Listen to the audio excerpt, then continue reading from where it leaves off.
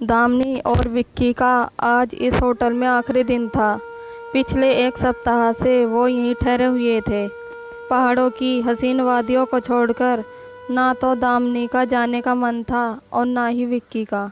अपने होटल के कमरे में बाथ टब में बैठे और एक दूसरे का हाथ थामे वो इसी बारे में बात कर रहे थे। दामिनी, एक हफ्ता कैसे बीत गया विक्की, पता ही नहीं चला। विक्की, सच में दामिनी, वैसे सच कहूँ तो इस एक हफ्ते का पल पल हमने जिया है और प्यार किया है एक दूसरे से। ये कहकर विक्की ने दामिनी को गले से लगा लिया। विक्की, कुछ दिन और बढ़ा ले क्या वेकेशन? दामिनी, अरे नहीं नहीं, गड़बड़ हो जाएगी, सारा प्लान चौपट हो जाएगा। विक्की, प्लान? कैसा प्लान? दामिनी, अरे यार, प्लान मतलब कुछ सोच रखा है मैंने, मुंबई पहुंचकर कुछ बड़ा करना है। विक्की, ऐसा क्या करने वाली हो? दामिनी, शादी। विक्की, शादी? अरे किससे? दामिनी, तुमसे। और किससे? तुम ही तो मेरी जान हो। विक्की, तो फाइनली तुमने डिसाइड कर लिया? Damini, yes my love. Damini एक मॉडल थी। वो देखने में बहुत ही सुंदर थी। रैंप पर जब वो कैटवॉक करती थी तो सभी की निगाहें उसी के ऊपर होती थी। जो भी उसे एक बार देखता वो देखता ही रह जाता। और ऐसा हो भी क्यों ना, गोरा रंग, लंबा कद, घुंघराले बाल, बड़ी बड़ी आंखें और उस पर उसकी अदा लोगों को उसका दीवाना बना देती थी। मिस्टर खन्ना, वाह यार, क्या मॉडल है, अमेजिंग यार, जस्ट अमेजिंग। अग्रवाल साहब, कसम ताजमहल की मिस्टर खन्ना, मैंने इतनी सुंदर मॉडल नहीं देखी। मैं तो अपने न्यू प्रोजेक्ट की ऐड इसी से करवाने वाला हूँ। मिस्टर खन्ना, अरे मैं तो खुद इसी बारे में सोच रहा हूँ अग्रवाल साहब। जिस तरह एक मॉडल को अपना और अपने लुक का ध्यान रखना पड़ता है, उसी तरह दामिनी भी रखती थी। कंट्रोल में खाना, ज़्यादा पानी पीना और जिम करना। बिना जिम के वो एक दिन भी नहीं रहती थी, क्योंकि फिट रहे बिना आप कैसे सुंदर दिख सकते हो। लेकिन आज का दिन दामिनी के लिए उदासी भरा था। जब वो अपने जिम पहुंची तो उसके जिम ट्रेनर ने कहा, मैं आपकी बात समझता हूं दामिनी जी, लेकिन ये एक बड़ा ऑफ़र है तो मैं इसे छोड़ नहीं सकता, मुझे अमेरिका जाना ही होगा। दामिनी के जिम ट्रेनर को फिटनेस ट्रेनिंग के लिए अमेरिका से एक बड़ा ऑफ़र आया था और वो ऑफ़र वो छोड़ना नहीं चाहता था, क्योंकि एक तो वहाँ पैसे भी बहुत अधिक मिल रहे थे और उसे बड़े बड़े सेलिब्रिटी को सिखाने का मौका भी मिल रहा था। बहरहाल वो तो अमेरिका चला गया, लेकिन उसके जाने के बाद दामिनी की टेंशन बढ़ गई थी। उसने इस बारे में अपने मैनेजर से बात की। दामिनी, कुणाल के साथ मेरी अच्छी ट्यूनिंग हो गई थी, वो सही से मुझे सिखाता भी था।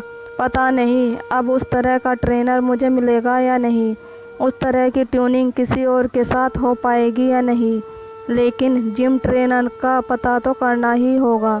मैनेजर, अरे मैम, आप फिक्र क्यों करती है, एक से एक ट्रेनर है यहाँ, क्या पता आपको कुणाल से भी अच्छा कोई ट्रेनर मिल जाए। दामिनी, ठीक है मेहता जी, आप ज़रा अपनी तरफ से पता करिए, मैं भी देखती हूँ। दामिनी नए ट्रेनर की तलाश में लग गई। उसने नेट पर काफ़ी सर्च भी किया, लेकिन उसे कोई ढंग का ट्रेनर मिल ही नहीं रहा था। दामिनी, ओहो, इतना बड़ा शहर है लेकिन एक भी बढ़िया जिम ट्रेनर नहीं है यहाँ, पता नहीं क्या होगा, अगले महीने इवेंट है मेरा। वो ये सोचकर टेंशन में थी। तभी उसके मैनेजर मेहता जी का फ़ोन आया। मैनेजर, हेलो दामिनी मैम, आपकी तलाश ख़त्म हो गई है, मुझे एक बहुत ही अच्छा जिम ट्रेनर मिल गया है। दामिनी, अच्छा, क्या एड्रेस है उसका? प्लीज़ उसकी लोकेशन मुझे भेज दीजिए। दामिनी अपने मैनेजर के बताए लोकेशन पर पहुंच गई। बोल्ड जिम नाम था उस ट्रेनिंग सेंटर का, और जो वहां का ट्रेनर था वो था रॉकी। अच्छी खासी बॉडी थी उसकी, लंबा चौड़ा, दिखने में काफ़ी हैंडसम भी था।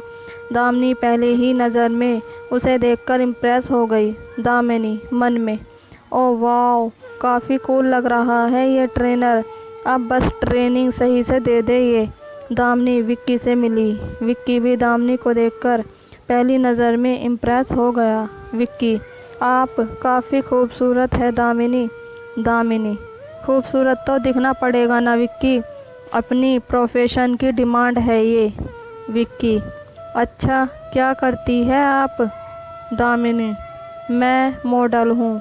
दामिनी जैसा चाहती थी, जल्दी उसकी वैसी ट्यूनिंग विक्की से हो गई थी।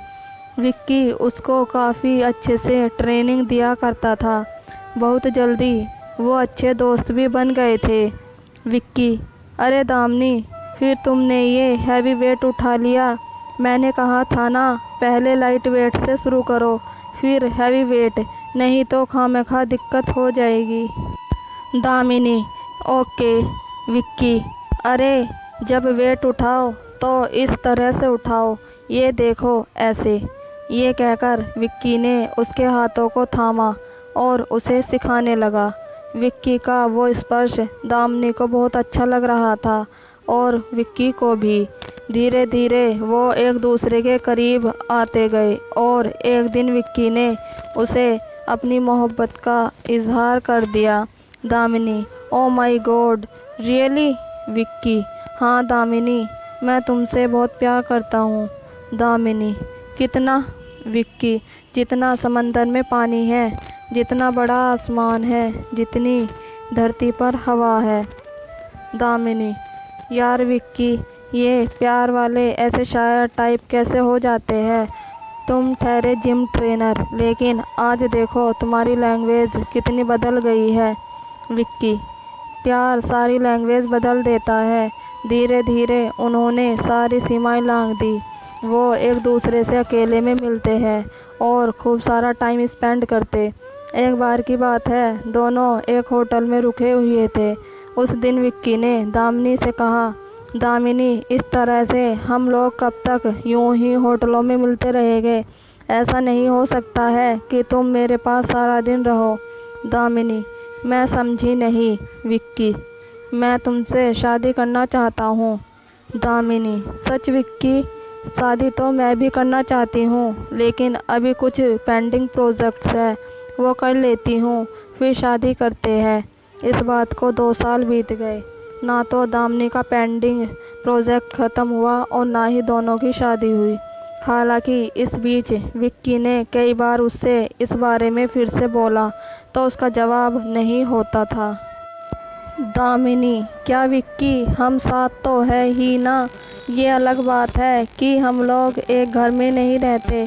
अरे समय आएगा तो वो भी रहने लगेंगे। तुमसे ज़्यादा मुझे शादी की जल्दी है, लेकिन तुम्हें पता है ना मेरा प्रोफेशन कैसा है। कुछ प्रोजेक्ट्स और है, वो अगले महीने तक ख़त्म हो जाएंगे, फिर करते हैं धूमधाम से शादी। कुछ दिन और बीते। दामिनी और विक्की इसी तरह मिलते रहे। एक दिन विक्की जिम में था, तभी दामिनी का कॉल आया। दामिनी, कहाँ हो? विक्की, तुम्हारे दिल में और कहाँ रहूँगा? दामिनी, हर समय रोमांस ही सूझता है तुम्हें। विक्की, अब जिसकी महबूबा इतनी खूबसूरत होगी तो उसे रोमांस नहीं तो क्या भजन सूझेगा? उसकी बातों को सुनकर दामिनी मुस्कुरा दी। दामिनी, सुनो, 1 हफ्ते की छुट्टी मिली है प्रोजेक्ट से, कहीं घूमने आए? विक्की, अरे नेकी और पूछ पूरी 1 सप्ताह की छुट्टी मनाकर दामिनी और विक्की कार से मुंबई वापस लौट रहे थे। उनकी कार पूरी रफ्तार में सड़क पर भागे जा रही थी। दामिनी, विक्की, कुछ दिन बाद हमारी शादी हो जाएगी। शादी के बाद तुम्हारा प्यार कम तो नहीं हो जाएगा ना? विक्की, ओए, प्यार कम क्या होगा और बढ़ेगा ना, क्योंकि सारा दिन तुम मेरे साथ रहोगी, तो जब भी मन होगा तुम्हें प्यार कर लूँगा। दोनों बातें करते हुए मुंबई की ओर बढ़ रहे थे। अचानक कार की साइड मिरर की ओर देखकर विक्की ने दामिनी से कहा, यार दामिनी, मुझे ऐसा क्यों लग रहा है कि ये 4-5 बाइक हमारी कार के पीछे आ रही है। दामिनी ने शीशे से देखा तो उसे भी 4-5 बाइक वाले नज़र आए, लेकिन कुछ दूरी तक वह पीछे आते रहे और फिर दूसरे रास्ते से मुड़ गए। दामिनी, विक्की, वो बाइक वाले तो दूसरे रास्ते में मुड़ गए। मुझे नहीं लगता कि वो हमारा पीछा कर रहे हैं। विक्की को भी दामिनी की बात सही लगने लगी। कार एक बार फिर से सड़क पर भागने लगी, लेकिन तभी अचानक से वही बाइक वाले शॉर्टकट से कार के आगे आ गए। विक्की ने तुरंत कार में ब्रेक लगाई। इससे पहले कि वह कुछ समझ पाता, बाइक वालों ने अंधाधुंध फायरिंग शुरू कर दी। विक्की को गोलियों से छलनी कर दिया। विक्की मरते हुए। दामिनी, विक्की ने दम तोड़ दिया। उसके मरने के बाद दामिनी ने विक्की की ओर देखा और कहा, गुड बाय माय डियर। इस जन्म में तो हमारी शादी नहीं हुई, किसी और जन्म में कर लेंगे, क्योंकि इस जन्म में मुझे टॉप की मॉडल बनना है, सुपर मॉडल बनना है। शादी करके बच्चे नहीं पैदा करने। प्यार मोहब्बत तक ठीक है, लेकिन तुम आशिकों की यही दिक्कत है कि तुम्हें शादी भी करनी होती है। सब कुछ तो ठीक ही चल रहा था, दोनों मज़े ले रहे थे, लेकिन तुम्हें तो बैंड बाजे की जल्दी थी।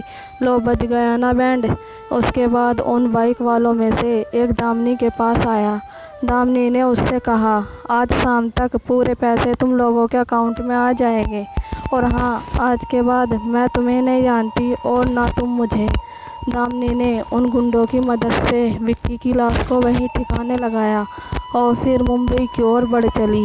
लेकिन वो कहते हैं ना, बुरे का नतीजा बुरा होता है।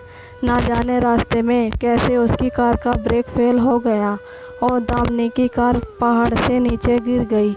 उस भयानक हादसे में दामिनी की भी मौत हो गई। अगर आपको हमारी ये स्टोरी अच्छी लगी हो तो प्लीज़ लाइक